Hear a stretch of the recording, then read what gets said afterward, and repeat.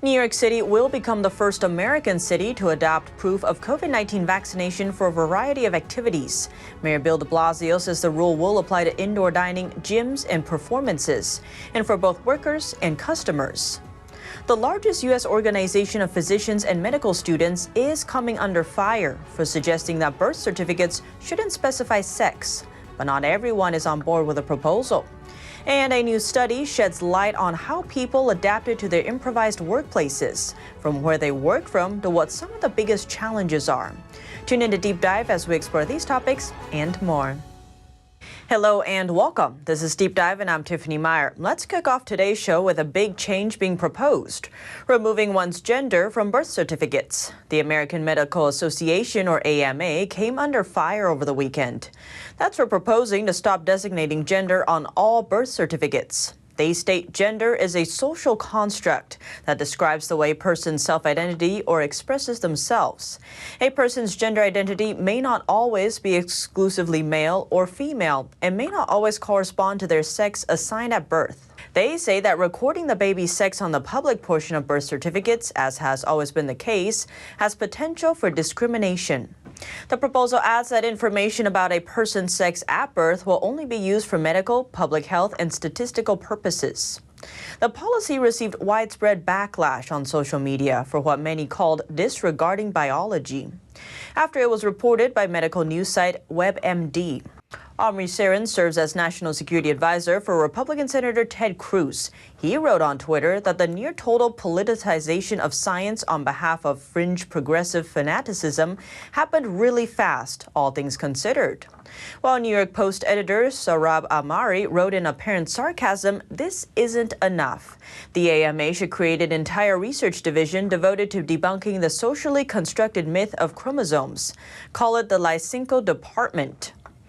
Trofim Lysenko is a Soviet biologist known for using politics and public opinion to suppress those who opposed his pseudo-genetic science, known to be based on Marxist-Leninist ideology. And feminist activist Rachel Morin wrote on Twitter that who gains if political reality is erased from birth certificates and who loses? Adding, "This is the most serious assault on women's dignity and autonomy I have ever seen in my life." According to the AMA, the majority of states, 48, allow people to amend their sex designation on their birth certificate to reflect their individual identities. That includes D.C. 2 states do not allow it. Those are Tennessee and Ohio. 31 states and D.C. have an administrative process. 17 states require a court order. 10 states currently allow for a gender-neutral designation on the birth certificate, typically an X. And 19 states and D.C. currently allow a gender-neutral designation on driver's licenses. Speaking of the X symbol, let's quickly touch on the Olympics. The International Olympic Committee is reviewing a gesture Team USA athlete Raven Saunders made on the podium, an X sign above her head. She got silver in women's shot put on Sunday. She told the Associated Press that she made the symbol because it's the intersection of where all people who are oppressed meet. A spokesperson for the IOC, Mark Adams, told a press conference on Monday that, quote, "We are looking into the matter and will now consider our next steps." The AOC said before the Olympics that athletes who protested by making gestures on the podium would face punitive measures. Officials said at the time violations would be examined by a case-by-case basis. The U.S. Olympic and Paralympic Committee told news outlets that Saunders' gesture was respectful of her competitors and did not violate our rules related to demonstration. Saunders took to Twitter to write, "Let them try and take this medal. I'm running across the border even though I can't swim." Now, let's turn back to the U.S., where millions are still uncertain about their housing future. The White House says it does not have the legal authority to extend the expired federal eviction ban on its own, and it's challenging landlords to hold off on evictions for the next 30 days. But is it enough to convince landlords who are also struggling? Evictions are expected to build slowly over the coming weeks and months. President Biden did not respond to shouted questions about the eviction issue when he returned Monday to the White House from Camp David. The White House is urging states to pass their own eviction moratoriums to prevent a national homeless crisis. Last week, President Biden urged Congress to extend the eviction ban after the Supreme Court signaled that only Congress can extend it. During the pandemic, Congress allocated over $46 billion for emergency rental assistance. Treasury Secretary Janet Yellen is set to update House Democrats Tuesday on steps being taken to distribute that aid.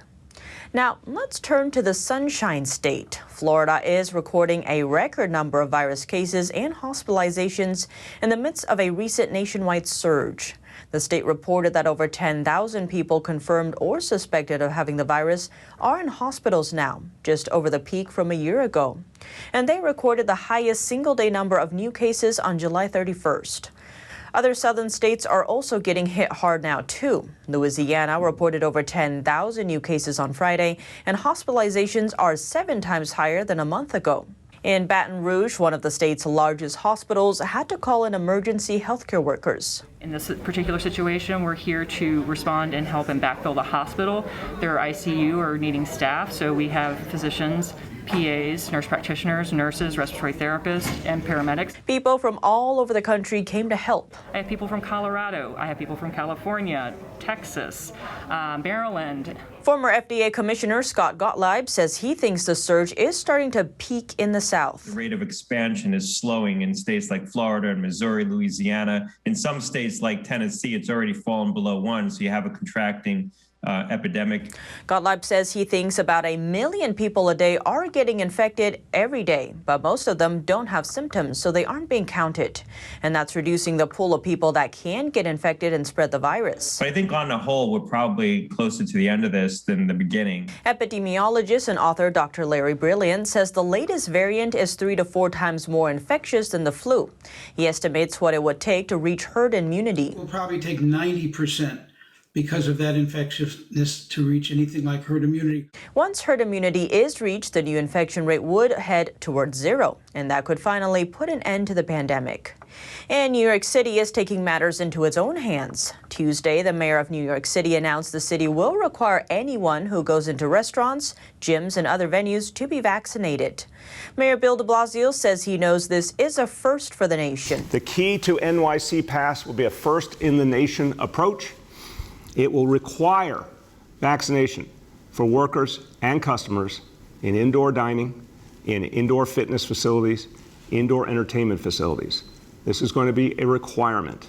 The only way to patronize these establishments indoors will be if you're vaccinated, at least 1 dose.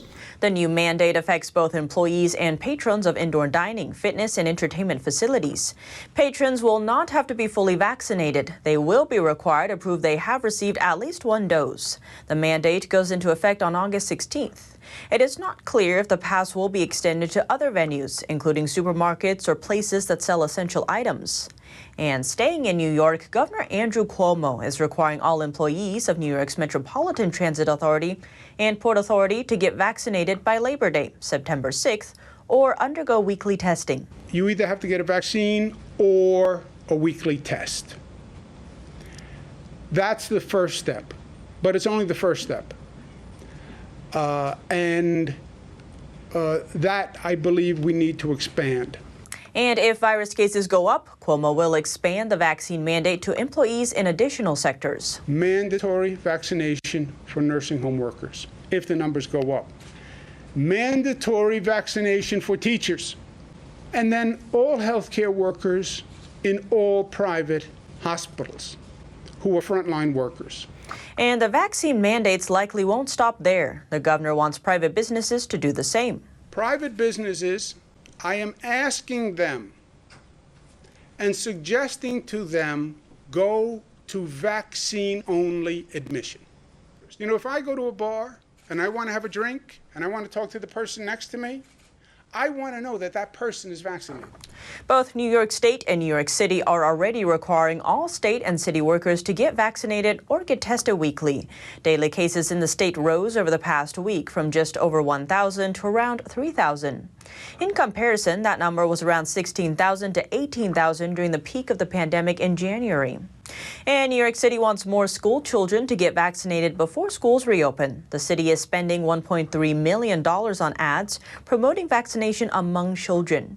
New Yorkers will start to see those ads on TV, in subway stations, and in supermarkets. And now before we end, one of the biggest changes amid the pandemic was the shift to remote working. A new study by market agency CraftJack sheds light on how people adapted to their improvised workspaces. Over 1,500 people participated in the study. Out of those, 90% have spent money to improve their workplaces during the pandemic, spending on average $282. So what did they buy? Most bought chairs at 57%. Nearly half bought a headset at 42%, and more than half at 58% received money from their employer to improve their home office. The study also found some surprising places people found to work from. Only 32% said they worked out of a proper home office.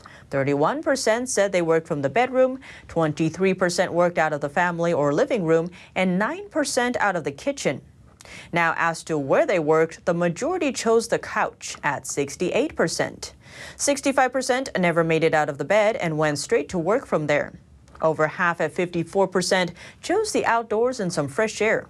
51% chose the kitchen counter, and 35% said they worked in a closet. And how comfortable was the experience? The majority at 74% said they experienced pain and discomfort. 81% said they experienced that pain and discomfort at least weekly. And over half at 51% said they experienced it most, if not every day. And most of that pain was felt in the back, neck, and shoulders. But what do you think? Let me know below. Thanks for tuning in to Deep Dive. I'm Tiffany Meier, and see you soon.